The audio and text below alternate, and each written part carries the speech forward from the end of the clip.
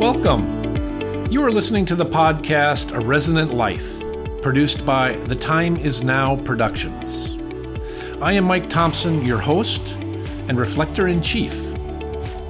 In this podcast, we will discuss experiences and insights from living a life devoted to uncovering the authentic self and finding fulfilling purpose from the past, the present, and the future. This podcast is a product of my life and experience, and I'll share my opinions. Opinions between people are various, and we don't all need to hold the same ones. But it is fun to hear the opinions of others as it gives us an opportunity to freshen up our own. If you enjoy and gain insight from listening, please subscribe and share. If you have questions, please email them. And as always, nothing you hear here is a proscription or a prescription. It is a discussion of life and life's internal and external experiences. So let's get to it.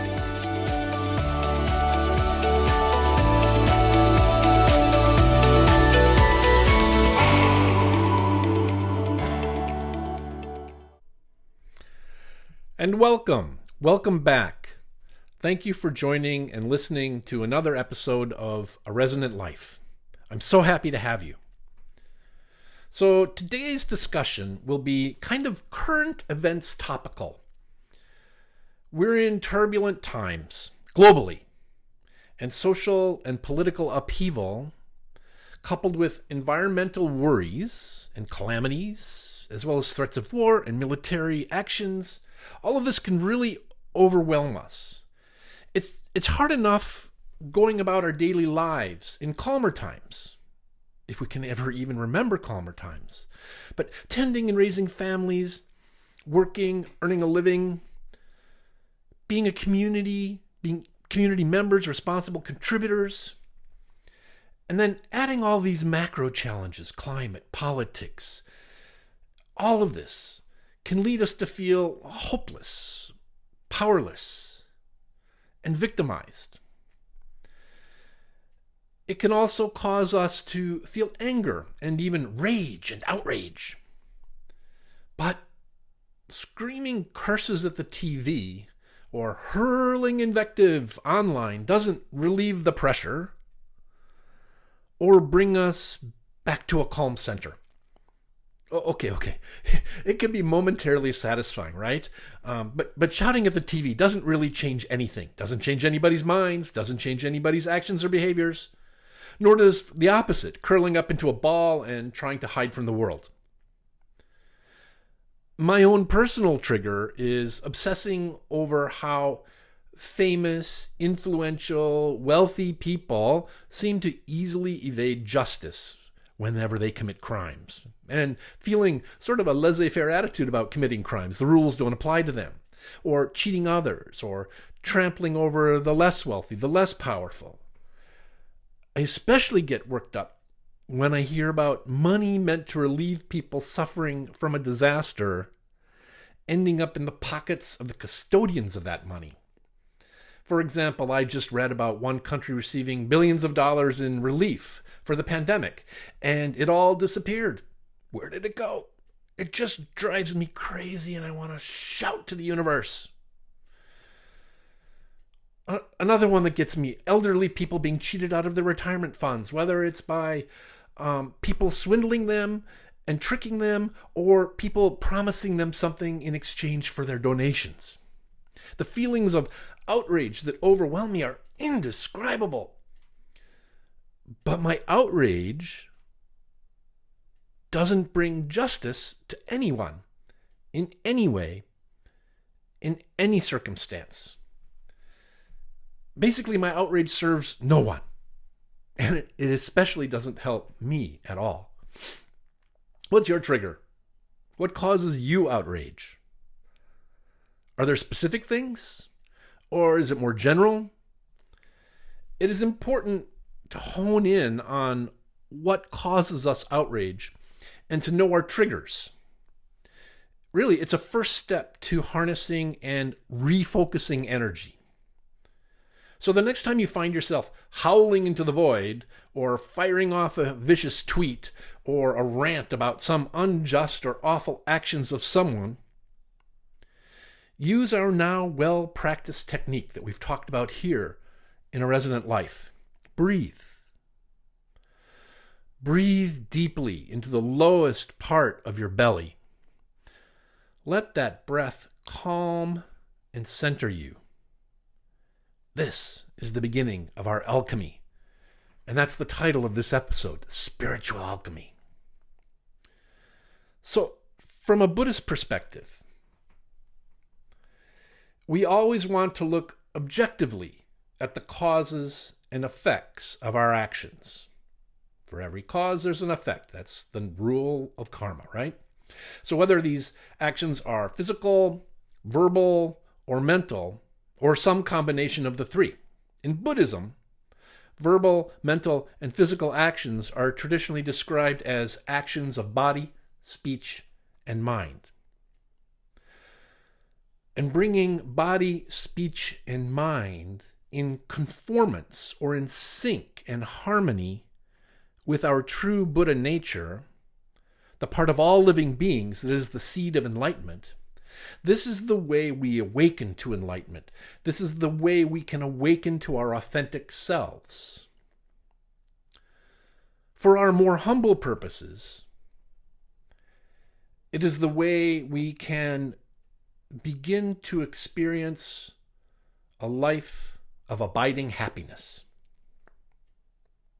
Okay, so where are we with this spiritual alchemy right now? Step 1, recognize and learn our triggers. Breathe through and calm down. Then study them. Study the triggers. Understand what triggers our outrage. Look at it closely. This is a great meditation, a great thought exercise.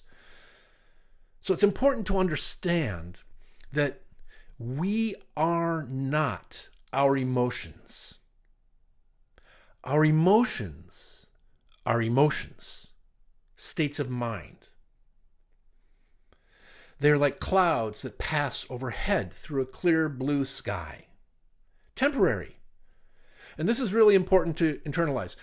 Even our language sort of belies this a little bit. We say, I am angry.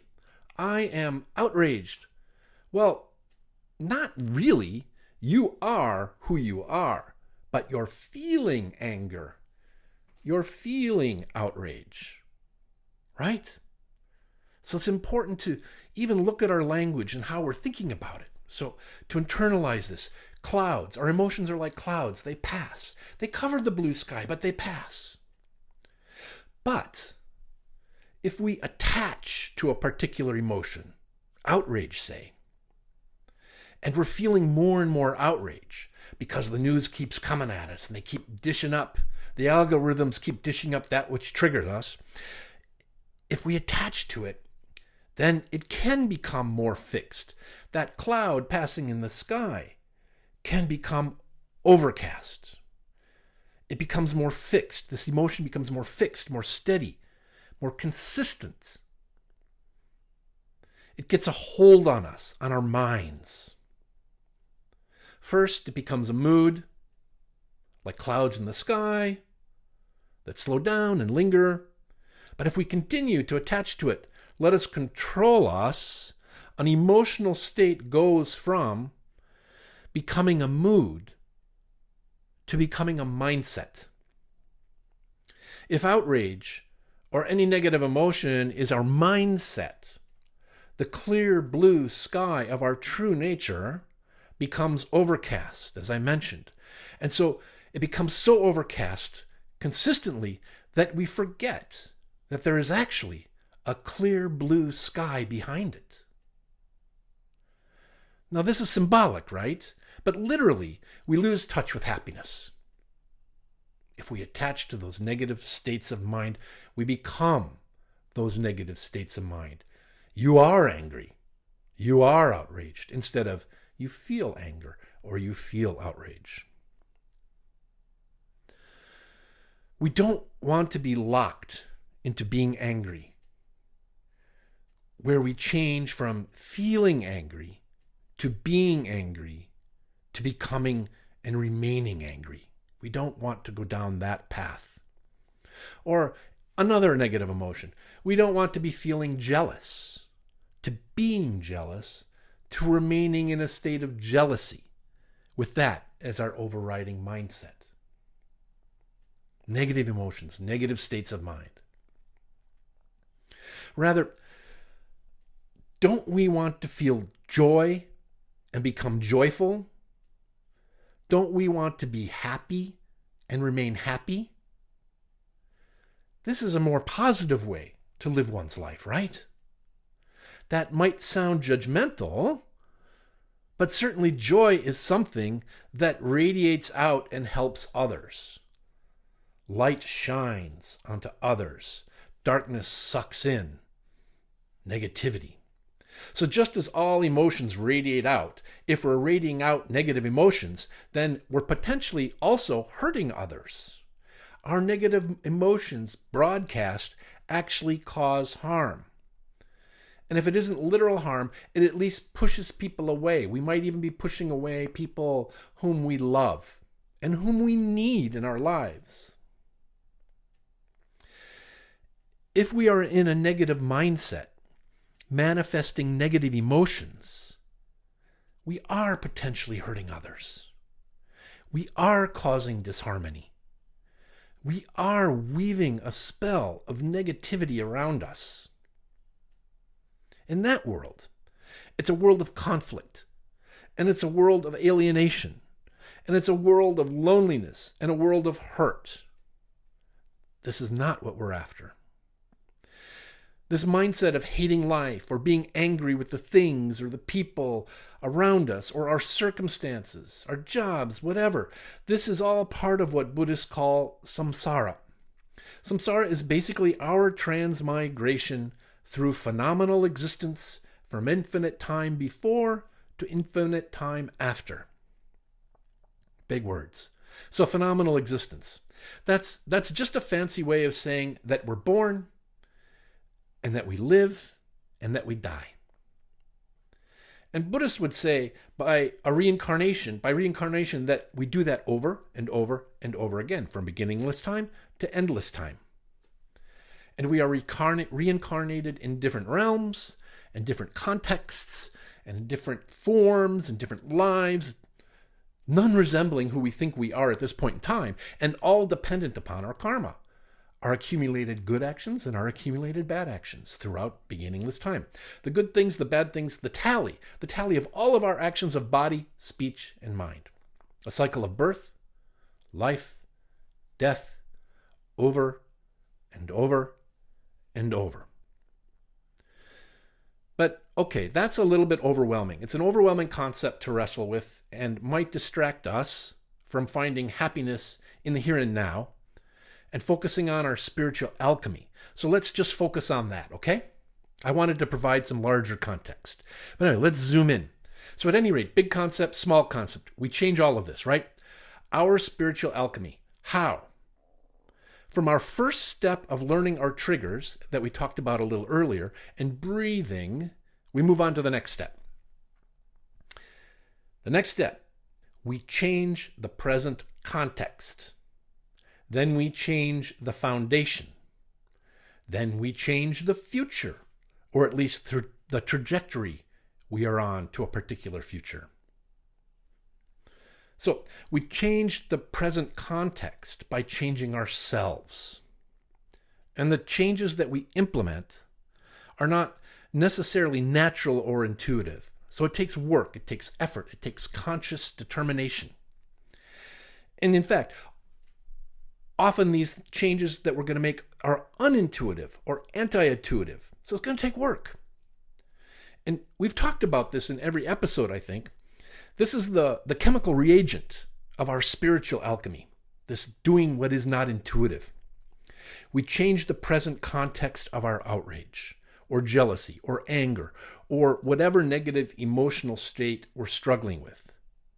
We change our present context from focusing on the source of our negative emotion to focusing our attention on how we can help someone in our lives, how we can help someone else.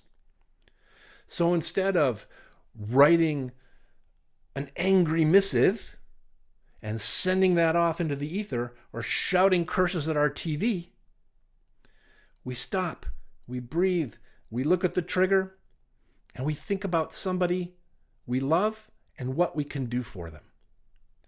We mentally, consciously, intentionally shove aside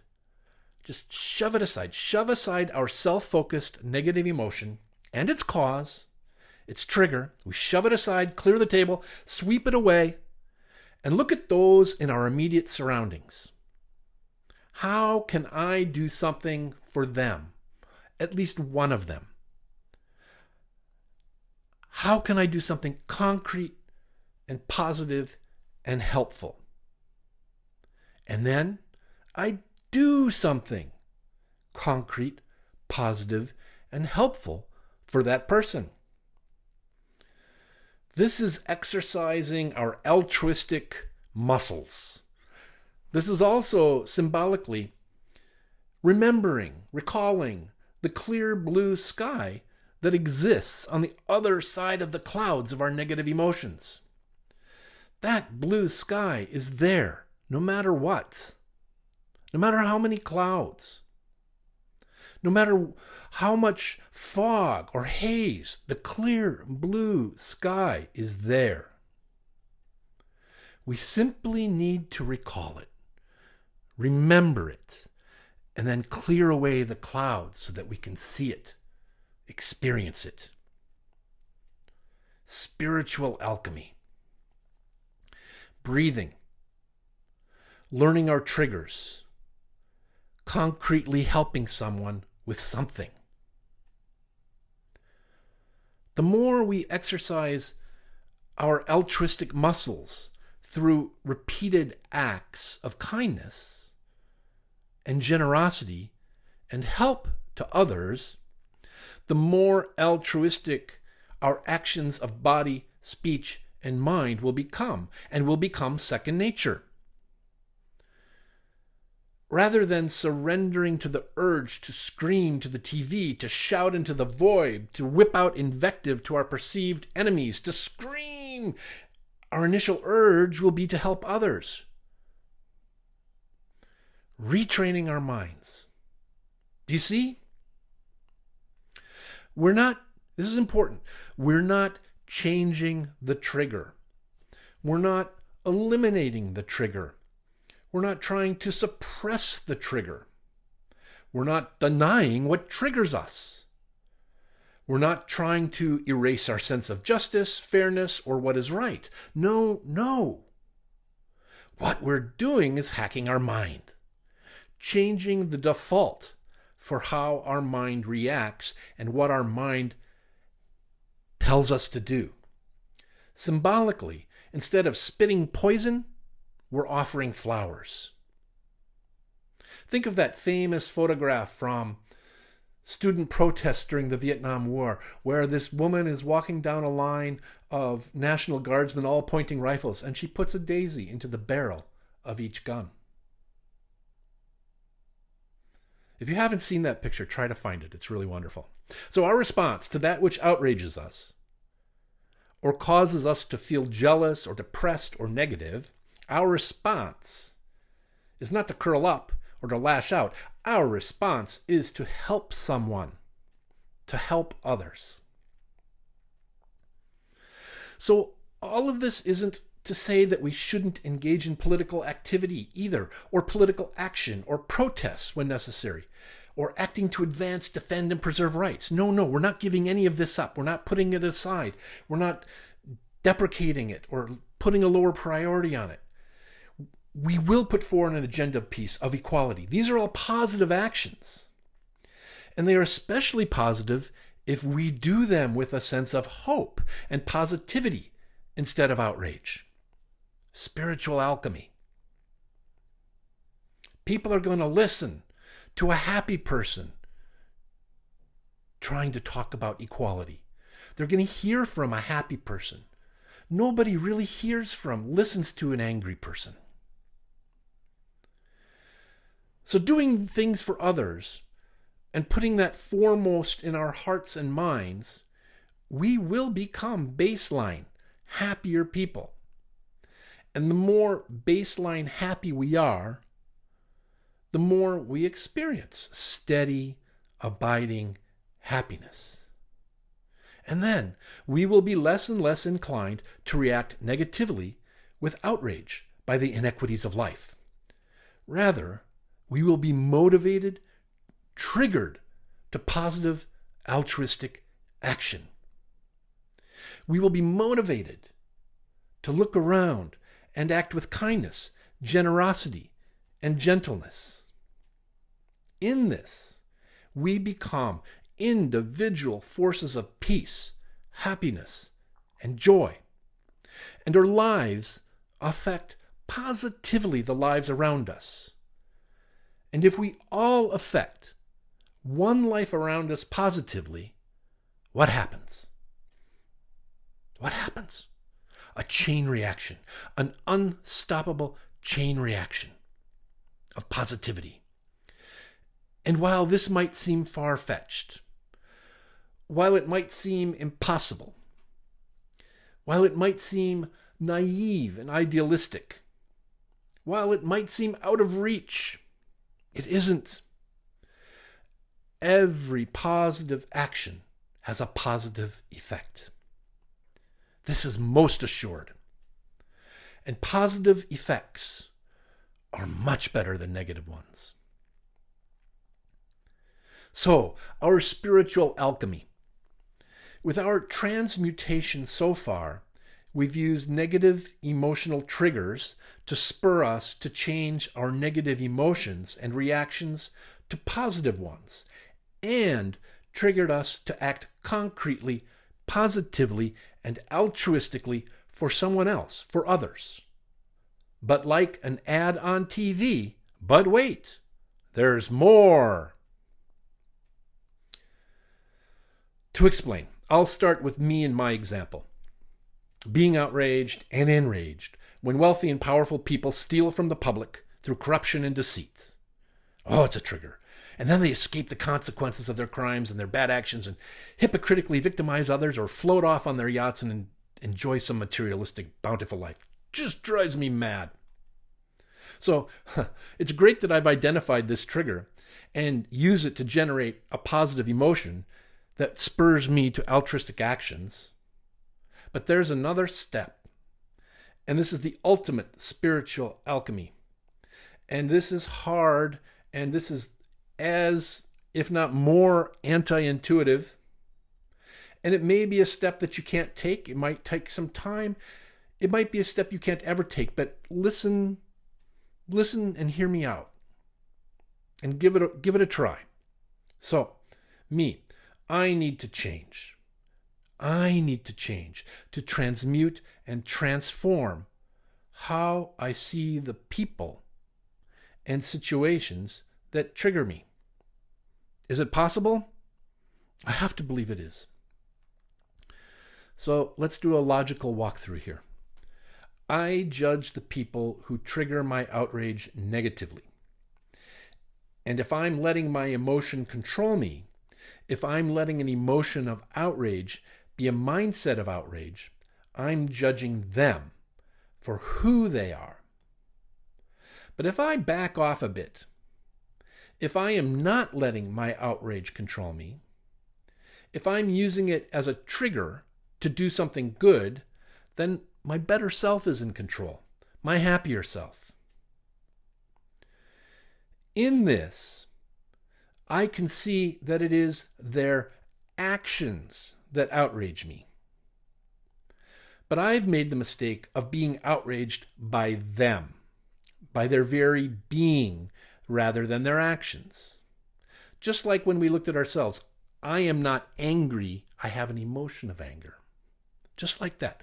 But so like I do not have to be my emotions, they aren't necessarily their actions. So Negatively judging others on their nature, on their character, puts me in a negative frame of mind. And it also puts me in a position where I think and believe I can judge, or that I have the moral high ground. Negatively judging others on their nature and character denies them humanity. Judging on their nature, I make of them an object. I dehumanize. And this is not a path to happiness. This is not a path of joy. This takes our project off the rails. So this step gets tricky. It is not moral relativism or objectivism where there are no objective right or wrong actions. It is not that. This is internal work. These are mind hacks. So this step requires that we humanize those whose actions outrage us by recognizing they are not their actions. And in this slight shift of understanding, it becomes possible to see that someone who does horrible things might very well be someone who is also suffering. Someone who is deeply, profoundly unhappy. Someone who is lost, lonely, afraid, terrorized of what we can never know. But those might be the way that person feels. So be assured that people who are oppressing or acting cruelly to others, who are taking advantage, who are stealing, cheating, they suffer too. I don't think for a single moment that they're not suffering. They're probably not conscious of their suffering.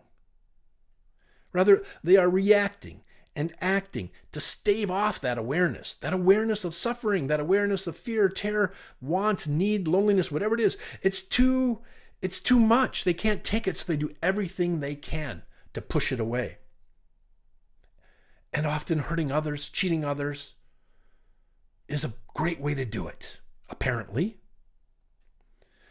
So they're keeping ahead. Maybe they're keeping ahead of their sense of suffering and angst and ennui and fear just by chasing, and stepping on all who get in the way. But they, like all living beings, suffer. All living beings suffer on some level. And so knowing this, and knowing that what every being wants ultimately, and that which drives almost all actions of every living being, is to be happy. Whatever they think happiness is.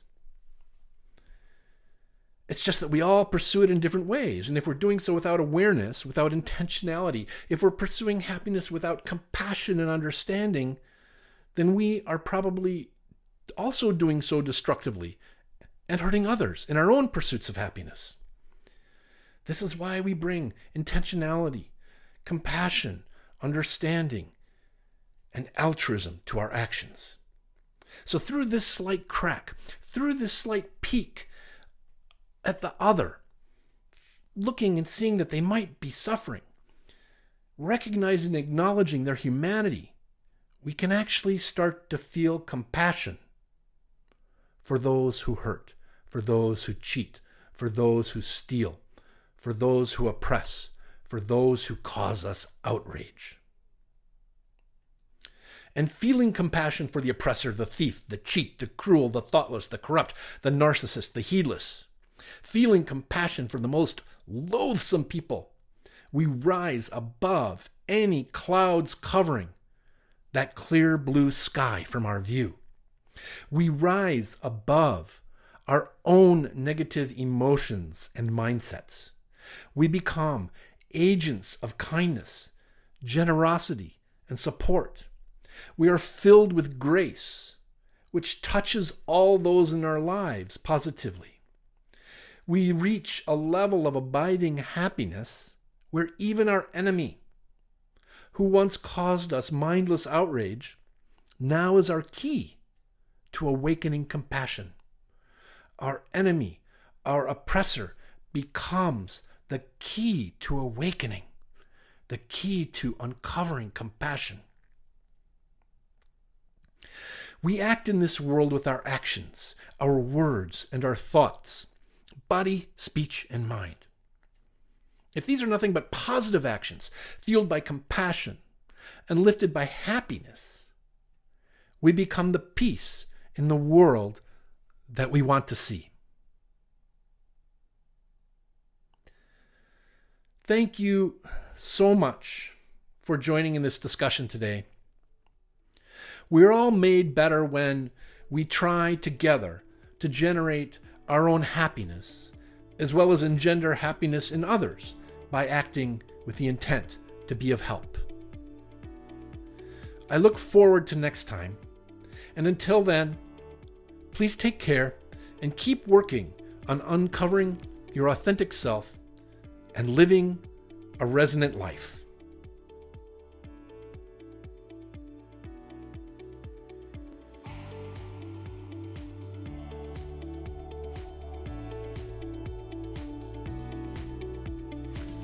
Thank you for listening.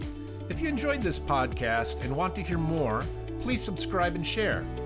If you'd like to share your own experience, thoughts, or ask a question, please send an email to mike@resonant.social. With gratitude, theme music is courtesy of Stock Audios, distributed by Pixabay. A Resonant Life is a podcast from the Time Is Now Productions.